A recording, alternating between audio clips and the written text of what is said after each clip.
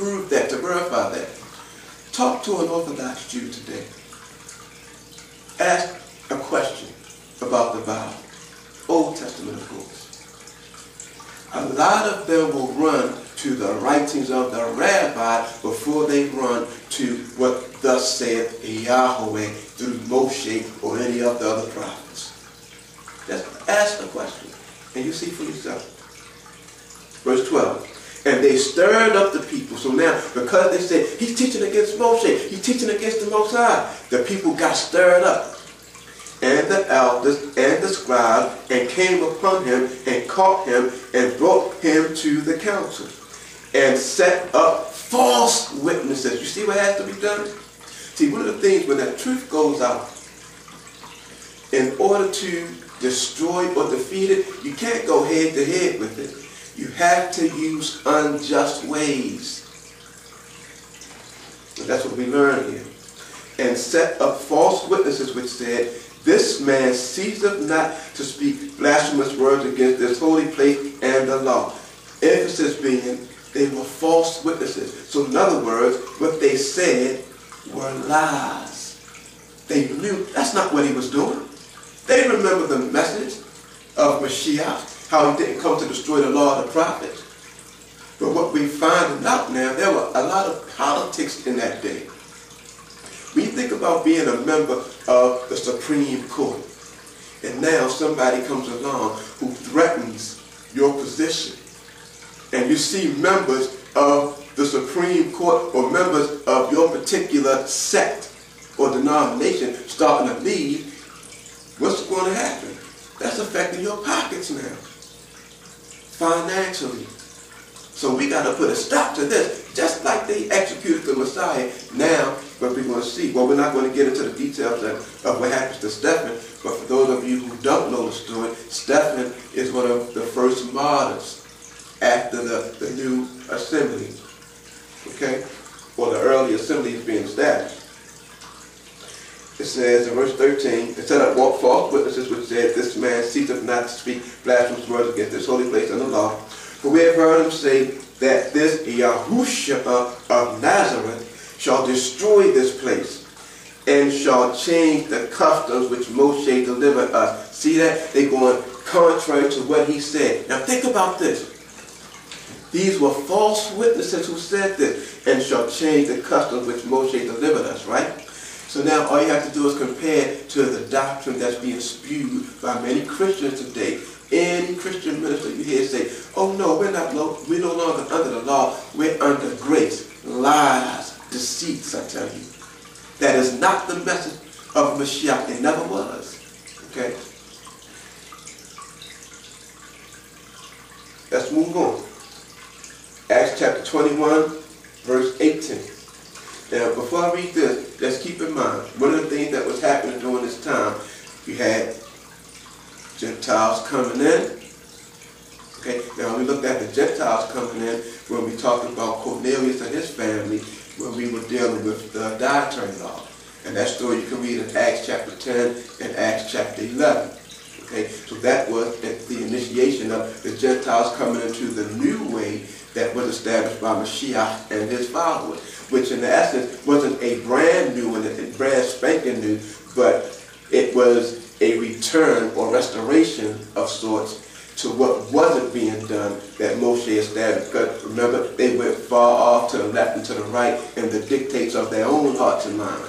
Okay? So now what Mashiach had to do, he had to restore what it was that Moshe established. So now that's what's going on. But because they weren't keeping what Moshe established in the first place, when they hear this doctrine from Mashiach and his followers, or Mashiach through his followers, they think it's something that's going against what Moshe said, when in essence, they never were following what Moshe said in the first place. So let's understand that. And now keep that in mind, because all of these events that are transpiring led to the development of many of the false religions we have today. But let's move forward. Acts chapter 21, verse 18. And the day following, Paul went in with us unto James, and all the elders were present.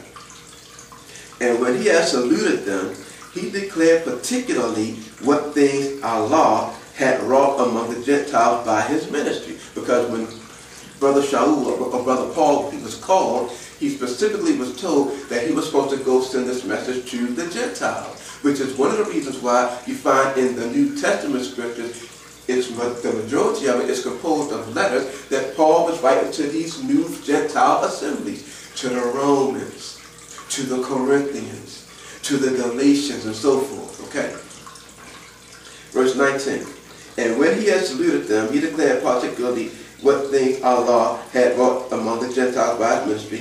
And when they heard it, they glorified Adonai and said unto him, Thou seest, brother, how many thousands of Jews, or Yahudim, there are which believe, and they are all zealous of the law. You hear that? In other words, they believed in Messiah, they believed in Mashiach, but they still were zealous for the law. Because it was never a teaching that they not keep the law once they accept him. This is something that came about later on. And let me say this too. Any minister, any man, any woman who teaches that Brother Paul is the founder of Christianity, or who teaches that Brother Peter, Brother Kepha, is the founder of Catholicism, is a liar and a deceiver, false prophet, false teacher. Okay? Keep these things in mind. Acts 21:21. Let me go back to the last part of 20 so you get the whole thought. Thou seest, brother, how many thousands of Yahudim, or Jews, there are which believe, and they are all zealous of the law. And they are informed of thee. In other words, here's a rumor coming around. They are informed of thee that you teach all the Jews which are among the Gentiles to forsake Moshe, saying that they ought not to circumcise their children, neither to walk after the customs. Now, this is not what was going on. And we touched on this a little bit when we were dealing with the dietary law. The issue was being circumcised to receive salvation. That was the issue. So what James, one of the elders, had to come do, he had to let them know, here's what needs to be done. And we set this straight. Okay? And this is who he's talking to right now, as a matter of fact.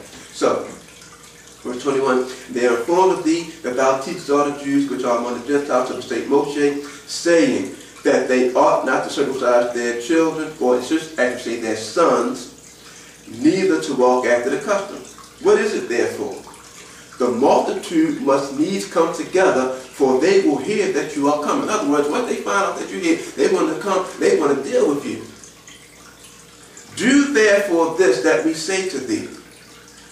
We have 4 men which have a vow on them. Them take and purify yourself with them, and be at charges with them, that they may shave their head. And when it said that they may shave their head, now we know, based upon what the Torah teaches, this is the Nazarite vow that they were under. Because after the Nazarite vow, that's when you're supposed to shave all your hair off again. Okay? So, continuing.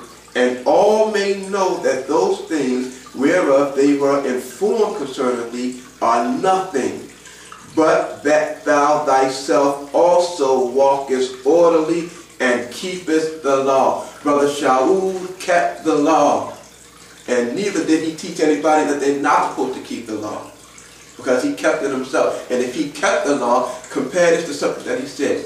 He says, be ye imitators of me as I imitate Mashiach. There's a passage that says how Mashiach, as his custom was, observed the Sabbath. There's another passage that said that Brother Shaul, as his custom was, observed the Sabbath.